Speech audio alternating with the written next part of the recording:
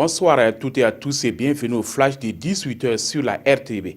La mise en œuvre du plan stratégique 2017-2021 pour la réforme des forces armées nationales est au centre des réflexions du conseil d'administration du département de la défense nationale et des anciens combattants. C'est le président du FASO, ministre de la défense nationale et des anciens combattants, qui a présidé ce matin, 16 février, l'ouverture de ce conseil.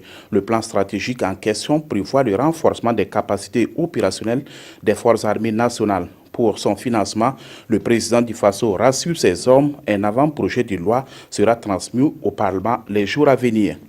Les acteurs nationaux concernés par l'exploitation minière réfléchissent à Ouagadougou sur un avant-projet de code minier communautaire au sein de l'espace UEMOA.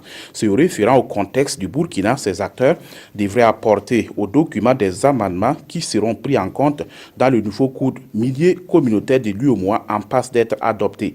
L'actuel code date de 2003 et il n'est plus en phase avec les réalités du moment. Dans 10 jours, le FESPACO, le Festival panafricain du cinéma et de la télévision de Ouagadougou, ouvrira ses portes dans la capitale burkinabé. Selon le comité d'organisation qui a rencontré la presse ce matin même à Ouagadougou, tout est fin prêt pour la tenue de la 25e édition du FESPACO. Le comité d'organisation rassure, des dispositions sont prises pour que la fête de la Biennale du cinéma africain soit belle.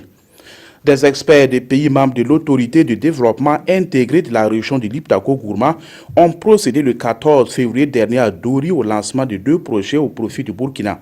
Il s'agit du projet sécurisation de la zone pastorale dans la commune de Falanguntu et du projet coopération transfrontalière autour du forage Christine. 3 autres projets seront également lancés dans les autres pays membres, à savoir le Mali et le Niger.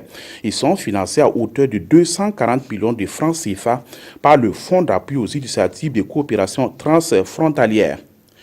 En Côte d'Ivoire, les producteurs de cacao sont mécontents des autorités de leur pays. Hier, mercredi, ces producteurs sont allés en grève. En cause, des stocks de cacao dorment encore dans les ports du pays. Une situation liée à la baisse du prix des cacao sur le marché international couplée à une hausse à l'interne.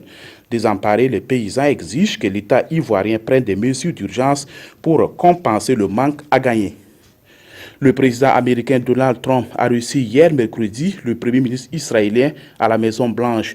Une visite officielle très attendue par Israël qui peut compter sur le soutien indéfectible de Donald Trump après 8 ans de relations exécrables avec l'administration de Barack Obama. Si Donald Trump a demandé à Israël de faire preuve de retenue à propos des colonies juives en Cisjordanie, le président américain a surtout pris ses distances vis-à-vis d'une solution de paix avec 2 États séparés entre Palestiniens et Israéliens.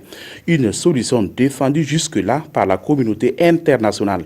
Pour le premier ministre israélien, aucune discussion ne pourra commencer avec les Palestiniens sans respecter 2 conditions non négociables: la reconnaissance de l'État juif et la sécurité nécessaire à Israël en Cisjordanie. C'est la fin de ce flash. Merci de l'avoir suivi. Passez une excellente soirée en compagnie de la RTB.